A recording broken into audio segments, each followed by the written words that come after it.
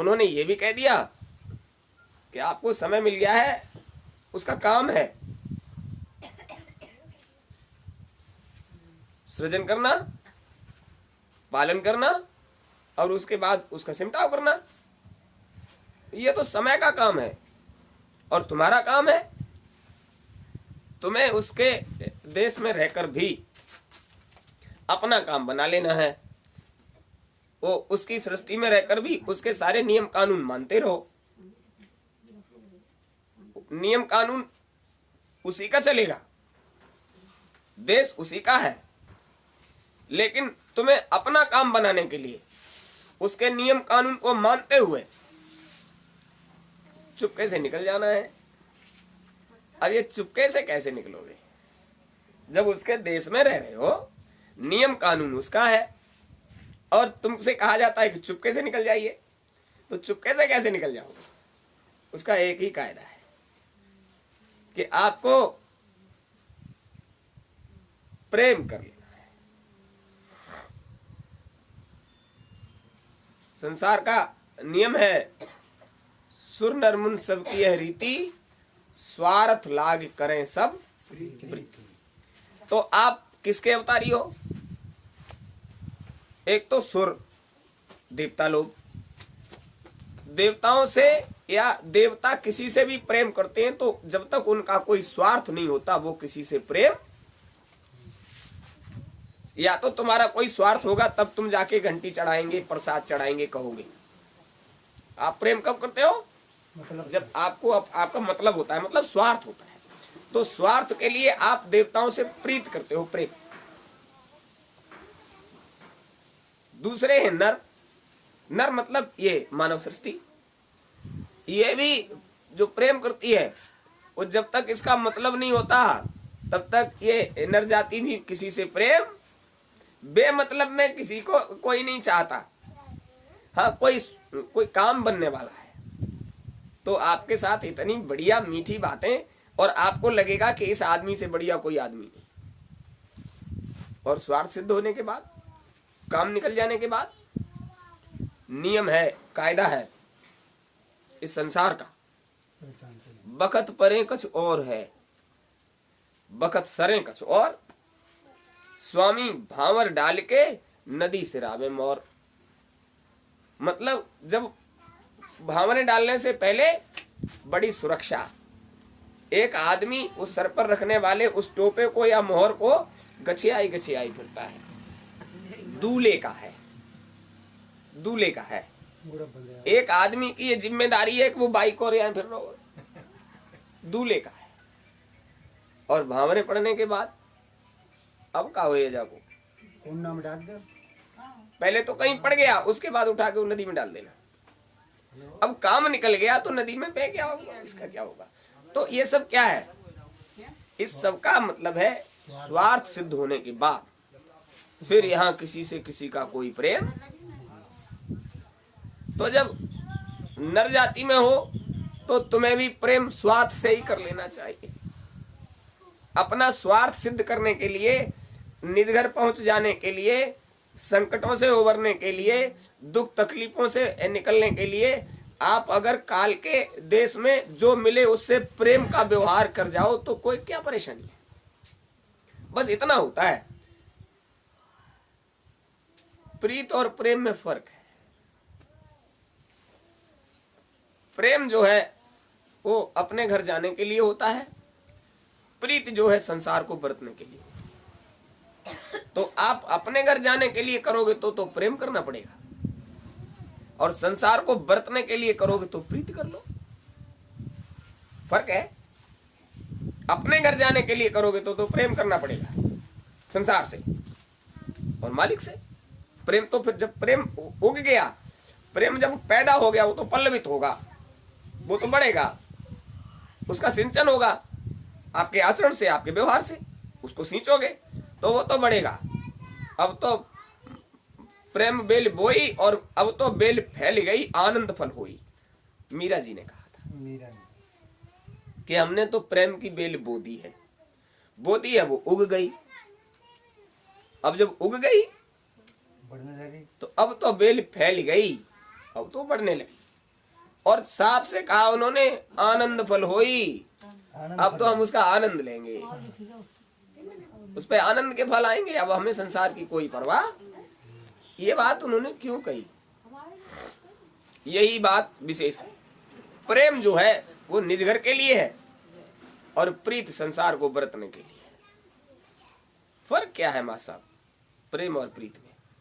वहाँ ये निस्वार्थ है, यही बात। वो स्वार्थ है। जो प्रेम है वो दूसरे के लिए होता है और प्रीत अपने लिए होती है। प्रेम में कोई मांग नहीं, कोई इच्छा का प्रदर्शन नहीं। नेकी करो कुएं में डालो, मतलब जो आपने कर दिया पलट कर उसे आपको देखना। प्रेम चिरस्थायी है। प्रेम चिरस्थायी है, उसमें कोई डिमांड नहीं होती, मतलब मांग नहीं होती, हमेशा रहता है। प्रेम में जो कर दिया उसके बदले में कोई इच्छा भी प्रकट कर देना, समझ लीजिए वो स्वार्थी प्रीत हो गई, प्रेम नहीं रहा। प्रेम तो निश्चल है और निस्वार्थ है। इसीलिए परमात्मा के प्रति प्रेम रखने वालों को परमात्मा क्या सोचकर व्यवहार करते हैं, वही प्रेम प्रबल है जिसमें किसी भी तरह की कोई मांग प्रेम तो होता है, प्रीत की जाती है। प्रेम होता है। वो बड़ी बात यह है कि परमात्मा के लिए प्रबल प्रेम के पाले पड़कर प्रभु को नियम बदलते देखा। जब आपको प्रेम हो गया, भक्त ने कुछ मांगा ही नहीं। आपको आवश्यकता है, आप परमात्मा से मदद मांग सकते हो, परमात्मा को क्या पता नहीं है, देनी होगी तो दे देंगे। हम अपने लिए परमात्मा को कष्ट नहीं देंगे कि आप हमारी मदद कर दो। क्या कहा? हम अपने लिए परमात्मा को कष्ट नहीं देंगे कि इस कष्ट में आप हमारी मदद कर दो। बड़ी बात है। उसकी गर्ज बढ़े तो है। नहीं, हम कष्ट सह लेंगे, हाँ, हम कष्ट सह लेंगे। और अगर उन्हें लगता है कि हमें मदद करनी चाहिए तो हम परमात्मा के और परमात्मा हमारा, तो आपकी मर्जी। तो नियम बदलना पड़ता है। प्रबल प्रेम के पाले पड़कर प्रभु को नियम बदलते देखा। नियम बदलना पड़ता है, बिना बुलाए परमात्मा भी नहीं जाता। लेकिन भक्त के लिए नरसिंह भी बन गए। अरे वो तो नहीं बुलाएगा। हाँ, वो नहीं बुलाएगा तो हम ऐसे ऐसे रूप धर के जाएंगे कि तुम्हारी मदद जैसे अपने आप आकर के। तो ये सब क्या है? प्रेम ऐसी चीज है जिसके लिए परमात्मा को भी नियम बदलने, परमात्मा तड़पता है उसके लिए। खम्भ फाड़ के निकल आए। न नर थे न शेर थे, मदद के लिए आ गए। तू तो नहीं बुलाएगा, लेकिन हम नहीं आएंगे तो ये सब कहानी खराब हो जाएगी। तो व्यवस्था करने के लिए खुद आ गए। अभी व्यवस्था करने के लिए जो आया है वो उसका अपना काम है भाई। अभी संसार की व्यवस्था करने के लिए जिसको भेजा गया है वो बहुत प्रेम से व्यवहार कर रहा है। अगर वो व्यवहार न करे तो संसार का 99% प्राणी परमात्मा को भूल जाएगा। इतना सुंदर समय पहले कभी नहीं था, और अब जाने के बाद 100 वर्षों तक इतना सुंदर समय आएगा भी नहीं। ये समय बहुत सुंदर, बहुत बढ़िया। इस समय जो बीमारी चल रही है, ये बीमारी थोड़े ही है, बीमारी नहीं है। ये जो आ गई है बीमारी वो इंजीनियर है, सफाई अभियान चल रहा है। हाँ इंजीनियर है, इंजीनियर है। वो इतना होशियार है को उसको पता है कि मन को कैसे धोना, बुद्धि को कैसे धोना, चित्त को कैसे धोना, अहंकार को कैसे धोना, अंतःकरण को धोकर परमात्मा के प्रति कैसे लगाना। वो इतना बढ़िया इंजीनियर है, वो अंतःकरण की सफाई का इंजीनियर है। तुम सुनोगे तो बनेगा, तुम करोगे तो बनेगा, तुम नहीं सुनोगे नहीं करोगे तो नहीं बनेगा। वो अब लोग कहते हैं भारी बीमारी आ गई। भाई गुरु महाराज ने तो सिर्फ इशारा कर दिया था, लाशों पे लाशों का होगा नजारा, सुनते तो जाओ संदेशा हमारा। गुरु महाराज ने कहा हमारा संदेश सुनते जाओ, एक समय ऐसा आएगा पूरा पश्चिम उत्तर दक्षिण 14 काल फिरे। दुनिया में कोई जगह तो नहीं बची, त्राय त्राय मची है। इसका मतलब समय बहुत खराब है। कौन कहता है? राधे राधे। समय खराब नहीं, मतलब उनके लिए समय खराब है जो खराब आचरण से कुदरत का स्वागत करते हैं। बादल ने क्या पढ़ा था? ये संक्रमण नहीं, सुनामी है, अखबार में लिखा। बिल्कुल सही बात है।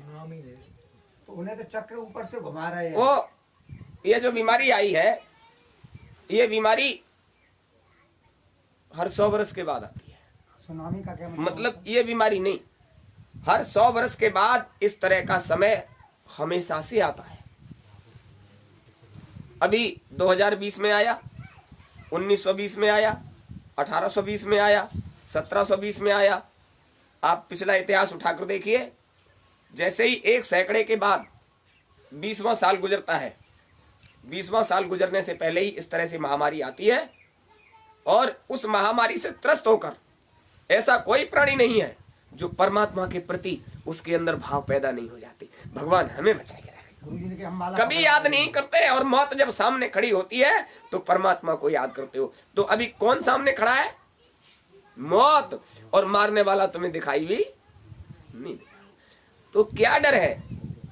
ये मौत हमें समेट करने ले जाए, ये मौत हमें समेट करने ले जाए। ये तो बढ़िया है कि आप कभी नहीं मरोगे, इसलिए मरना पड़ेगा क्या? नहीं मरना पड़ेगा, कभी नहीं मरना पड़ेगा। क्या जरूरत है मरने की? ये तो शरीर अरे है, भाई, जाएगा। समय से पहले जाना कोई नहीं चाहता, मरना तो सबको पड़ेगा। लेकिन अभी कामनाएं तमन्नाएं बहुत हैं जो मन से निकलती नहीं। ये भी पूरी हो जाए तब मरे, और ये पूरी हो भी जाए लेकिन मरे ना, ये कोई नहीं चाहता। कब चाहोगे? जब आपका ये मशीन, ये कल पुर्जे जो तुम्हें मिल गए हैं, ये जब तुम्हारे किसी काम के नहीं रहेंगे और तुम इनकी व्यवस्था खुद नहीं कर पाओगे, अपने शरीर की जो क्रियाएं हैं वो खुद संपन्न नहीं कर पाओगे, तब क्या कहोगे? भगवान अब तो मट्टी समेट ले। जो मट्टी बताई रही अपनी देह वो। फिर तो मट्टी कहोगे इसको, और कहोगे इसको समेट लो, क्योंकि भगवान तुम्हारे नौकर चाकर। तुम मिट्टी को फैलाओ और भगवान समेटे। अरे भगवान को मिट्टी समेटने की क्या जरूरत है? अब तुम उसको फैलाते नहीं तो क्यों समेटनी पड़ती? अब प्रार्थना करते हो समेट लो। अब इतना फैला दिया है, इतना बखेर दिया है कि भगवान कहां तक समेटेंगे? मट्टी को ले कहा जाए तो अब कैसे फैला दिया है, ये कभी सोचा समझा? ये कभी जाना कि भगवान ने कैसे फैला दिया है? वो फैल कैसे गया है? फैलने का कारण है कि आप आज तक खाने के लिए पूरा प्रयास करते रहे।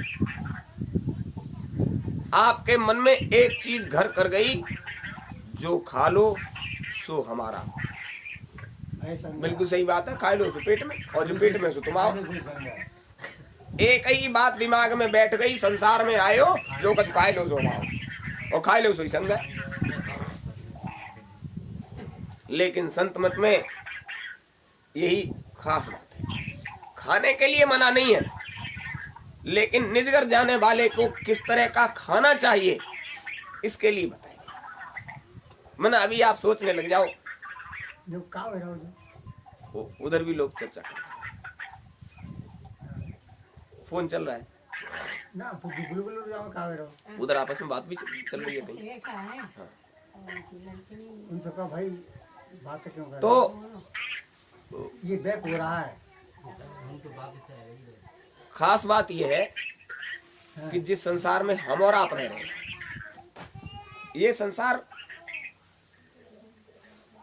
हमारे आपके उपभोग के लिए ही बना है। आप बोलते तब बोलते हो। हाँ, लेकिन उसका कायदा ये है कि हम संसार को कैसे भोगें। ज्यादा खाने पीने के चक्कर में पड़ोगे तो जो अन्न का दाना तुमने फैला रखा है वो खत्म हो जाएगा। जो श्वासों की पूंजी तुम्हारे पास है वो जल्दी चली जाएगी और तुम्हारा सिमटाव हो जाएगा। अभी कंदराओं में महात्मा लोग जो बैठे हैं, आपको एक बार बताया था, गिरिराज जी की तरफ गए थे गोवर्धन, वहां पास ही में एक गांव है सिवाल, वहां से गोवर्धन के पास है तो दिखाई देता है गोवर्धन। जब उनके पास बैठे उनकी चौपाल पर तो उन्होंने कहा देखो श्री जी के मंदिर का वो झंडा फहरा रहा है, मतलब झंडा दिखाई देता है, कितना पास में है, लेकिन फिर भी लगभग 3 किलोमीटर के पास। उन्होंने कहा वो सभी लोग परिक्रमा करते हैं वहां। उन्होंने कहा हम परिक्रमा में गए तो हमारे साथ के लोग बिछड़ गए, भीड़ ज्यादा थी। कुछ महात्माओं के साथ वो हो लिए, वो महात्माओं के साथ हो लिए। एक जगह चढ़ाई थी तो उनमें से एक महात्मा बोले चलो महात्मा जी से प्रसाद ले आते हैं, चूंकि ये साथ में हो लिए। तो जब थोड़ा सा ऊपर चढ़ गए तो उन्होंने देखा ये बालक साथ में है, तो और उन्होंने कहा ये बालक आ गया। एक महात्मा जी बोले कोई बात नहीं, बच्चा है, चल